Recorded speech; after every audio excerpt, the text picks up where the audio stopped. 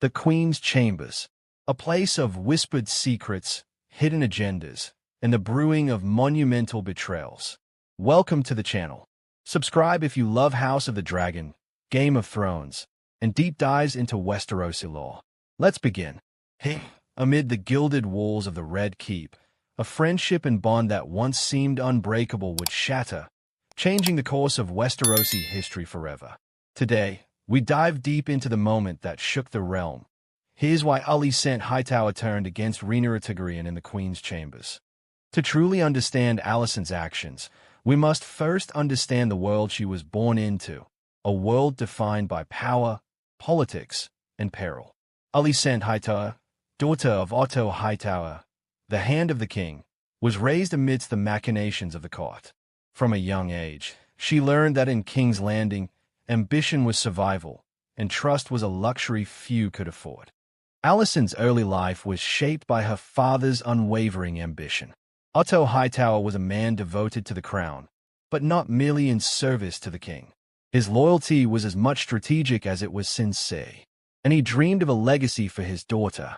In his eyes, Alicent was destined for greatness, but greatness required careful maneuvering and, at times, ruthlessness. Rhaenyra and Alicent laughing together in the palace gardens. And yet, for all the scheming of her father, Alicent found something pure in Rhaenyra Targaryen. The princess of the Seven Kingdoms was headstrong, intelligent, and, in many ways, a kindred spirit.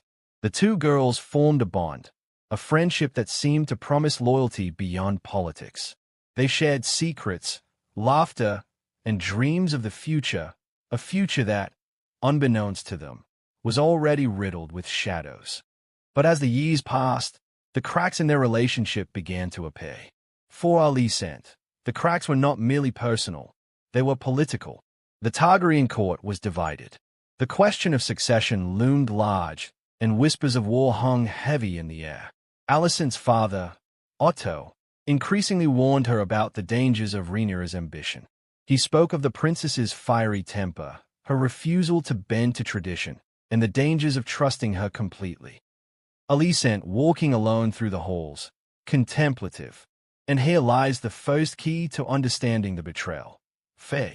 Alicent feared for her own survival, for her family, and ultimately for the future of the realm. She witnessed Rhaenyra's passionate pursuit of power, a pursuit that often left destruction in its wake. Alicent saw a world where Rhaenyra's ascent to the throne could destabilize the Seven Kingdoms. And in her mind, the only way to protect those she loved, and perhaps even herself, was to position herself carefully within the storm, even if it meant turning against a friend. Alicent's reflection in a mirror, showing both her fear and resolve.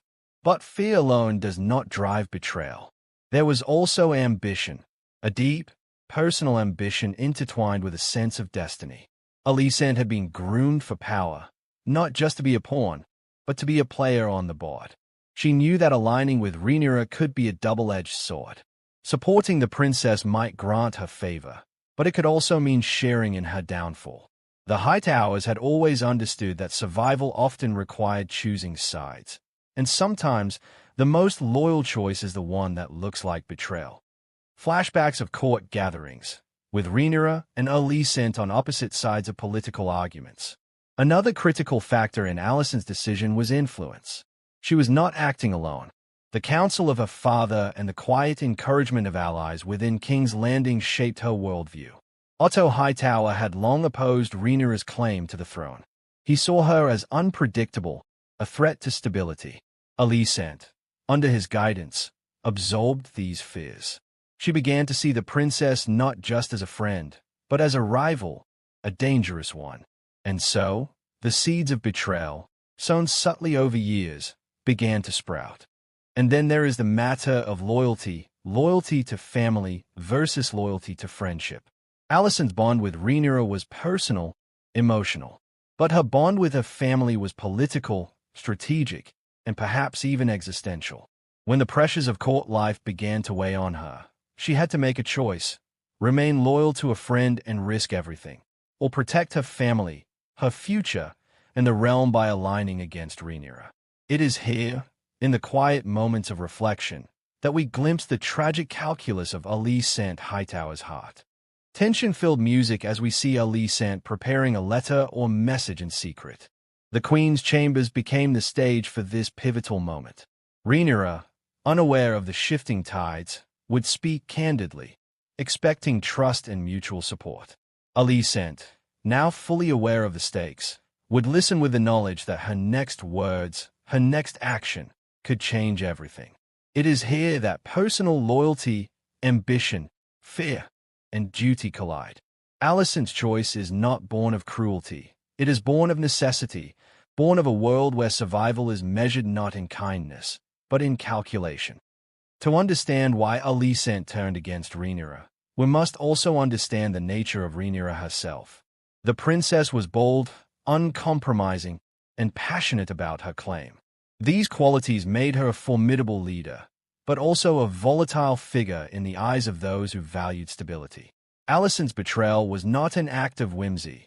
It was a rational, if painful, response to the realities of political life in King's Landing. Reenactment of the confrontation in the Queen's chambers, tension thick in the air. In that room, words were weapons. Every glance, every hesitation, every carefully chosen phrase carried meaning.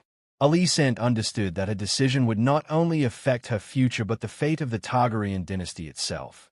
She had to weigh the immediate emotional pain against the long-term survival of her house. In that moment, the personal and political became inseparable.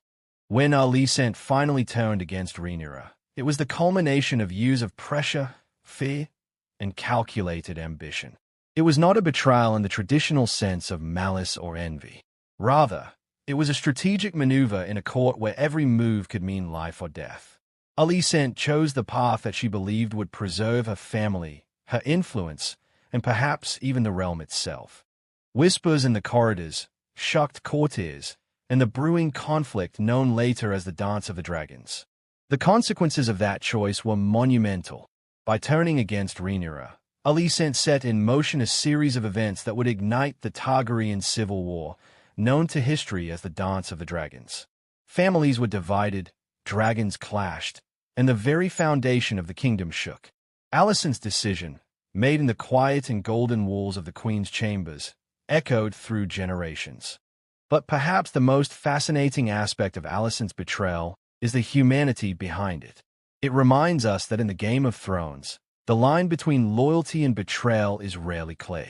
Alicent acted out of fear, love, ambition, and duty. She acted as a daughter, as a mother, and as a citizen of a realm teetering on the edge of chaos. Her choices were not black and white. They were shades of gray, as complex and nuanced as the world she inhabited. In the end, Alicent Hightower's turn against Rhaenyra was a testament to the brutal realities of power.